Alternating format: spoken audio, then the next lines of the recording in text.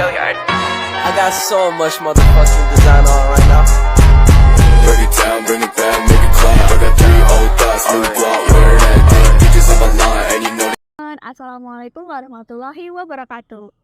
Selamat datang di Five Girl Podcast, podcastnya wanita muda.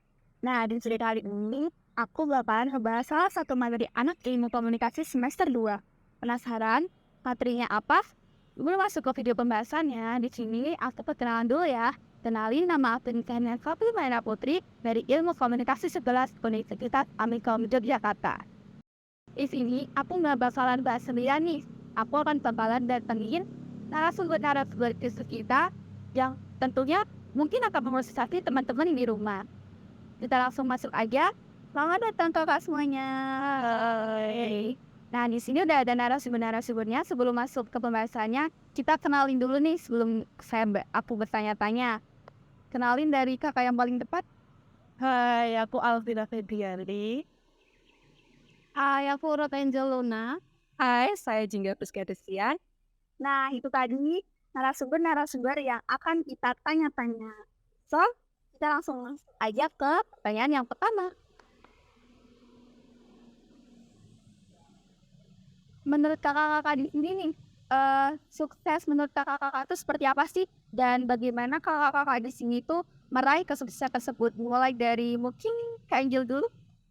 Kalau aku sendiri sukses tuh relatif yang nggak cuma semata-mata soal materi. Kalau aku sih golonginnya ada 4. Materi, spiritual, terus intelektual, sama jasmani aku.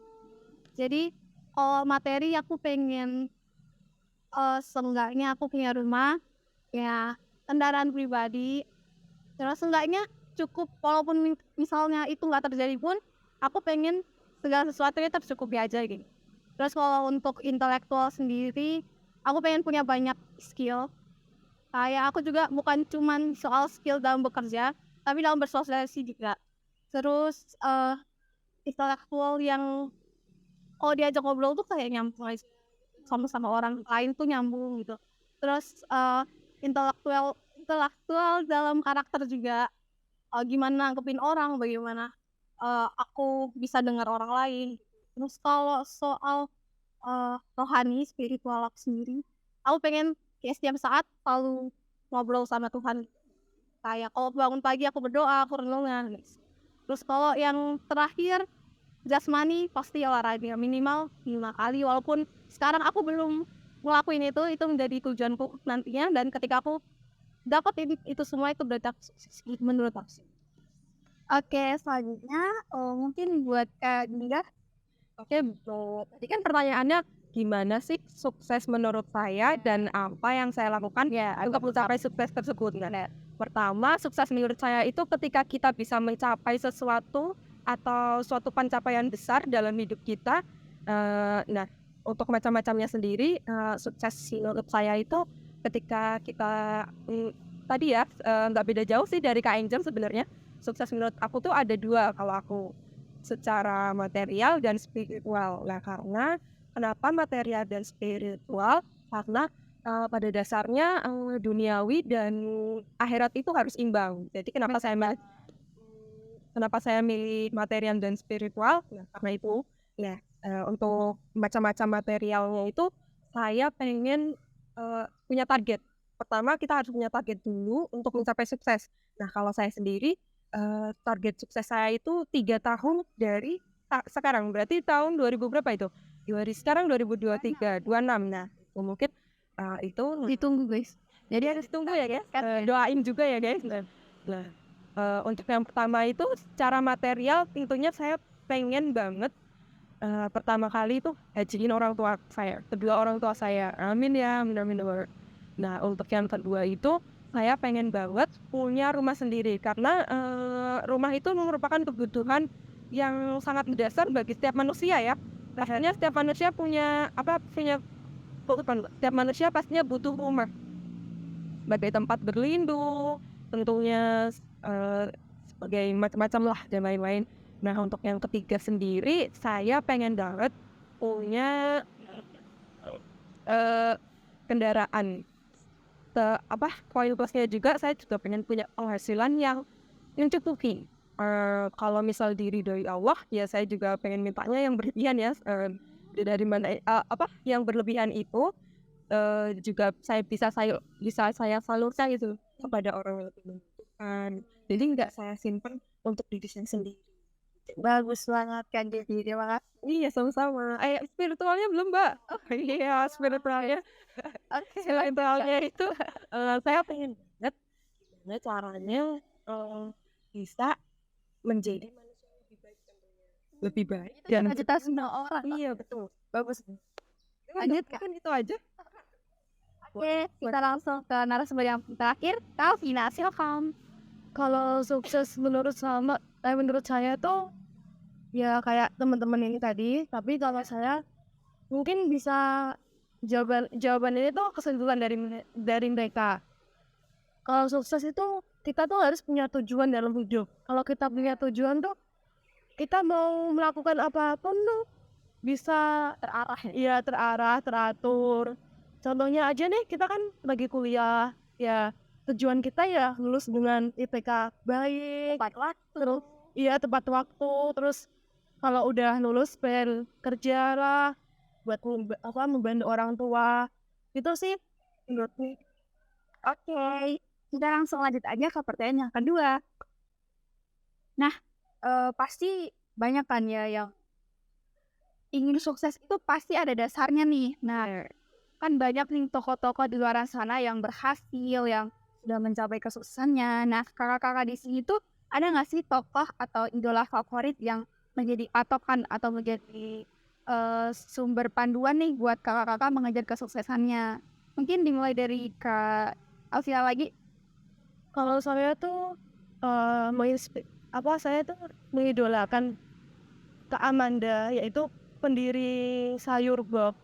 Dia tuh rela resign kerja buat membangun Sayur Box. Sayur Box ini tuh membantu para petani untuk memasarkan hasil tambangnya.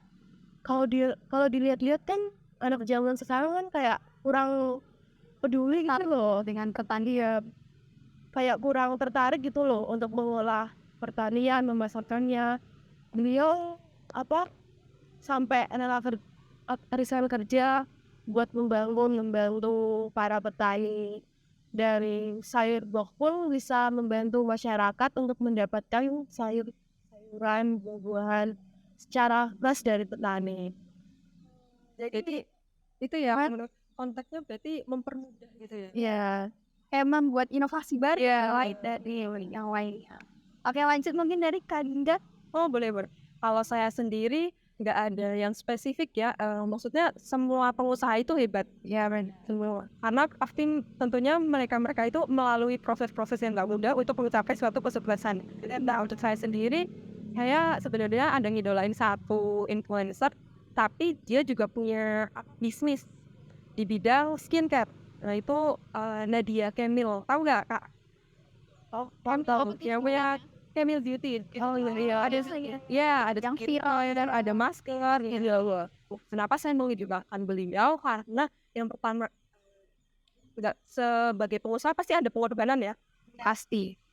Itu Nadia itu menurut saya pengorbanannya luar biasa ya. Karena satu, dia nggak rela dia menghidupi keluarganya, karena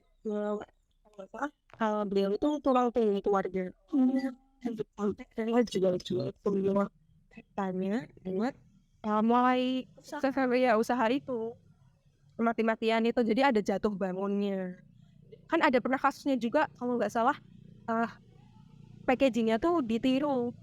Jadi jadi dia ini bikin packaging baru lagi. Dia lama kan tadinya tuh pakai box botol kecil gitu maskernya. Nah sekarang udah upgrade ke kemasan yang lebih menarik dan bagus ya, tentu penjualannya juga lumayan ya itu. Ya kedua ya gue itu itu sangat dermawan ya. Saya lihat tuh terlepas dari konten yang dia sajikan kepada masyarakat atau di media sosial, mungkin ada yang beranggapan itu dan kontra ya, karena mungkin ada yang beranggapan kalau dia itu terlalu berlebihan. Tapi saya sendiri, saya pribadi, saya lihat dia itu sangat dermawan ya. Saya lihat tuh terlepas dari konten yang dia apa sajikan kepada masyarakat atau di media sosial, mungkin ada yang beranggapan itu dan kontra ya, karena mungkin ada yang beranggapan itu dan kontra ya, karena mungkin ada yang beranggapan riba apa maksudnya dia sombong gitu ya karena ada yang buat konten. Iya, tapi saya ngeliat dari sisi positifnya beliau itu mungkin bisa kita lihat gitu. Kalau misal kekayaan yang dia dapat itu nggak semata-mata milik dia ya, semuanya milik dia. Ada harta dari orang lain. Ya benar. Orang lain ya betul. Itu sih yang saya salut dari beliau. Mungkin itu aja Kalau dari saya. Oke, kita lanjut ke langsung yang terakhir, Kak Angel. Kalau aku sendiri mungkin mainstream ya. Teman-teman juga tahu BTS. Wow, itu kayaknya semua kalangan semua. Ya, betul.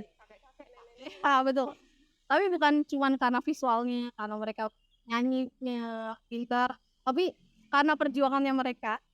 Jadi mereka tuh dari agensi kecil. Ya.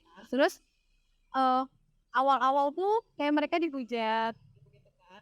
Terus mereka butuh sampai di titik ini tuh butuh banyak berapa tahun. Kalau orang lain mereka studio ada, sedangkan mereka pada saat itu buat rekaman pun mereka harus di garasi gitu. Kayak benar-benar dari nol, from zero gitu. Mereka butuh 5 tahun buat akhirnya mereka first win lagu mereka. Terus setelah kan biasa kalau orang udah sukses misalnya baru pertama kali sukses, mereka ngerasa kayak udah puas nih, oh aku udah sampai di titik ini berarti aku udah emang sekeren ini gitu enggak. Tapi mereka enggak, mereka yang kayak terus oh kita harus keep going nih, kita nggak boleh berpuas diri abisku nanti kita jatuh lagi gitu. Akhirnya sampai sekarang mereka pun tetap down to earth gitu loh, kayak nggak sombong. Ketika mereka speech pun ditanya yang buat kalian kayak gini tuh siapa sih, mereka nggak bilang ya karena aku pintar dia ini enggak ada gini ya karena fansku, karena orang-orang di agensiku gitu sih yang kayak bikin aku oh iya ya, ketika semuanya itu dimulai emang dari zero, kita nggak boleh pantang nyerah. Dan terus aku juga jadi sadar kayak timing orang tuh beda-beda. Kayak misalnya di situ ada satu orang dia mulai dari 20, kalau kita pikir dia sukses baru 27, 25 tahun kayak terlalu tua banget gak sih buat nyampe itu gitu kan. Terus kayak ternyata emang timingnya beda-beda. Sedangkan ada yang member yang lebih muda, dia umur 20 udah sukses sekarang gitu. Ya menurutku timing beda-beda. Terus mereka juga gak sombong gitu loh. Ya semua yang aku dapet itu dari orang lain juga, dari kerja keras orang lain kok cuma. Nah, boleh nggak saya tanyakan, tadi kakaknya bilang inspirasinya dari BTS ya. BTS itu kan punya berapa? Personilnya berapa kak? 7. Ada nggak? Maaf ya kak, saya soalnya saya juga lumayan suka sama BTS gitu ya kak. Belum sampai ke akar-akarnya gitu belum.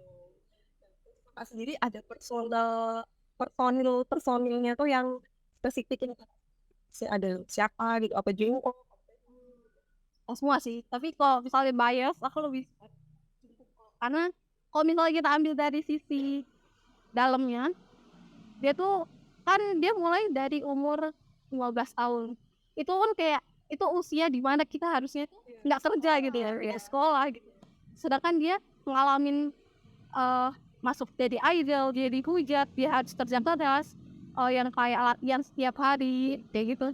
Sampai ada titik ini dia tuh bukan apa sih, kan biasa kalau anak-anak remaja yang kehilangan masa remaja itu biasa jadi nakal. Sedangkan dia tuh enggak, maksudnya yang tetap menjadi seorang Jungkook yang baik hati gitu. Keren ya ternyata. Boleh dong dinonton Jungkook. Bagus banget nih guys, tokoh-tokoh yang mana sebenarnya sudah kita pilih nih. Nah, oke, kita lanjut ke pertanyaan yang ketiga, yaitu mengenai model personality quote. Nah, di sini ada 4 model. Yang pertama ada Sangmin, yang kedua ada Polaris, yang ketiga ada Melancholy, dan yang terakhir ada Phlegmatic. Nah, pertama di sini nih, menurut kakak ini termasuk model yang dan seperti apa aja sih penjelasannya? Ini dari Kak Angel, aku Phlegmatic sih tadi. Ya, yang pakai Phlegmatic. Aku Phlegmatic sih, aku orangnya yang ada main aja. Lebih kesannya kayak nggak ada semangatnya ya, tapi ada, kami cuma suka nggak suka berdebat lebih santai gitu ya. Oke, nah menurut Kak Angel nih, manakah yang paling cocok modelnya untuk menjadi seorang interference? Kalau menurut aku semuanya bisa, tergantung. Kalau misalnya kayak melankolis itu apa? Melankolis itu lebih ke perfeksionis. Dia bisa kalau dia punya jadi seorang entrepreneur pasti dia tipe yang ngerancanain semuanya secara detail. Jadi semuanya nggak ada yang kelewatan. Dan kalau artis yang powerful apa? Oh ya, bagus itu ada koleris. Koleris itu dia pasti menurutku yang paling nganu koleris. Yang paling fashion juga. Karena dia yang kayak pemimpin banget kan jiwanya. Terus kalau yang satunya yang populer itu Sanguin itu dia lebih dimudahkan lagi kalau misalnya dia buat satu perusahaan atau buat apa namanya buat pemimpin saja pemimpin buat entrepreneur itu dia bakal lebih cepat dapat teman benar bisnisnya buat lebih tawarin ke orang lain benar jiwanya ekspor benar.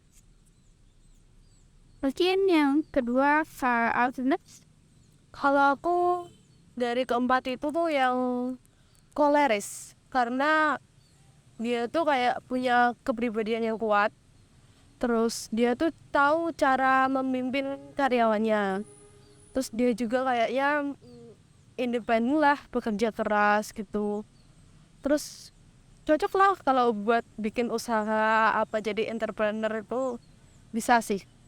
Jadi menurut kau sebenarnya yang koleris ini cocok ya buat entrepreneur. Iya. Nah tapi kalau saya sendiri nih termasuknya tuh yang apa sih?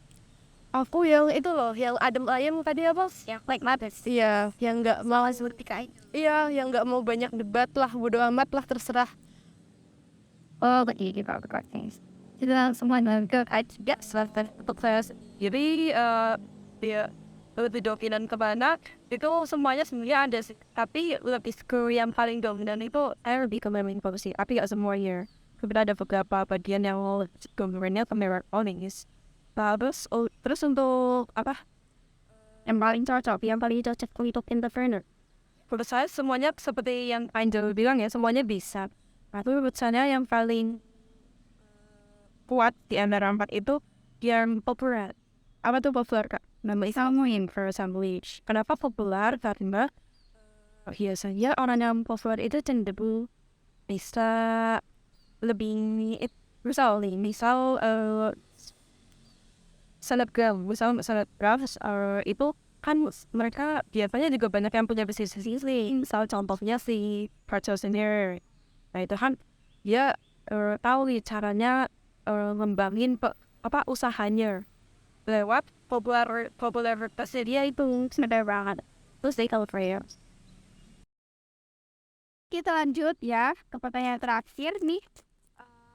Kakak-kakak di sini, apa yang kakak-kakak ketahui tentang karisma dan juga inner beauty? Nah, apakah menurut kakak ini keduanya datang sendirinya atau bisa diusahakan? Dan bagaimana upayanya untuk membangkitkan inner beauty tersebut? Nah, mungkin bisa dari kind of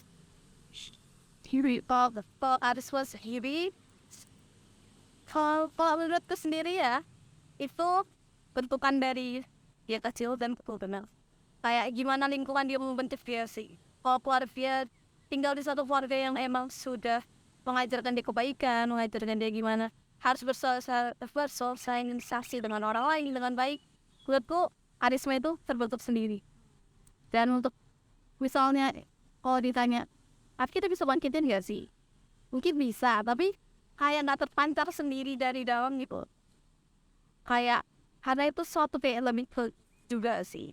Tapi kita kalau inner beauty sendiri, kalau menurutku itu bisa dibangkitin semuanya. Kalau misalnya kita ngerasa kita nggak tidak baik secara luar, tapi ya bisa diperbaiki misalnya. Karena kalau inner beauty menurut kita nggak bisa lihat saya orang beda sama karisma. Kalau karisma kita dari jauh nih bisa lihat orangnya berkarisma. Dari cara dia jalan, dari cara dia sama orang lain. Sedangkan kalau inner beauty kita harus sama orang. kita mungkin lihatnya biasa aja, tapi setelah kita ngobrol, setelah kita ngulik lagi, kok orang ini pinter ya loh, orang ini jawabnya tuh berbobot, bervalue. Kalau buat gimana cara kita nafasnya, kayak pertama sih ya banyak belajar hal-hal baik. Terus dengan kita berpenampilan rapi dulu itu tidak bisa membantu kan, benar banget. It's touch. To show for that tambahin nggak sempat. And prayer, it's seventy. Ya, prayer kalau ya bisa dari arah sederhana ya, misalnya terima kasih, maaf itu mungkin dia tuh sepele tapi itu pertama banget, apalagi buat hal prayer. Kalau coba buat kita identity atau sikapnya itu berat dari edit self, terus mungkin bisa nanti diimbangi yang lebih tinggi lagi ke tahap-tahap yang sampai interviewnya terantar banget gitu. Dari pengalaman juga bisa itu Mungkin yang terakhir untuk Alvina. Kalau aku cara mau mengembangkan karisma sama inner beauty itu, kalau karisma kita lebih percaya diri ya. Kalau ketemu orang ataupun siapapun lah, kita percaya diri sama diri kita sendiri. Terus mengatasi malu. Kan kita tuh sering, kita nggak pernah ketemu orangnya, terus tiba-tiba ketemu malu nggak mau ketemu lagi apa gimana gitulah. Terus memperbaiki penampilan ya. Kalau kita mau ketemu orang ya tergantung kita ketemunya di mana atau kondisinya apa. Kalau ya disesuaikan. Kalau lagi olahraga ya kita kayak lagi olahraga gitulah penampilannya. Kalau lagi di kampus ya kita pakai kemeja ya. Terus kalau inner beauty itu ya sama, percaya diri. Terus jangan ragu untuk senyum sama orang. Meskipun kalau kita aku senyum tapi orang itu nggak balik senyum, ya udah, yang penting kita kayak menyapa dia dengan senyum. Terus lakukan sesuatu dengan hati. Kalau kita menolong seseorang atau apapun lah, kita kalau ikhlas kan juga enak kan, Mengharap cimbalan. iya. Terus berani mengambil sikap. Kalau kayak gini nih, kalau aku ngajak kamu tapi kamunya nggak mau, ada keperluan lain, tapi kamu merasa nggak enak apa gimana, ya udah, kalau kamu emang nggak bisa ya nggak bisa ngomong, daripada kamu memaksa dirimu untuk menemani dia tapi malah menyiksa dirimu, kan lebih baik ngomonglah dari awal. Itu sih. Oke, mungkin itu saja pendapat yang terdapat Bapak di sini. Terima kasih sebelumnya Pak udah datang tweet channel kita. Semoga pembahasan kita kali ini bisa memotivasi kalian yang ada di luar. Terima kasih, sampai jumpa di podcast selanjutnya. Bye bye.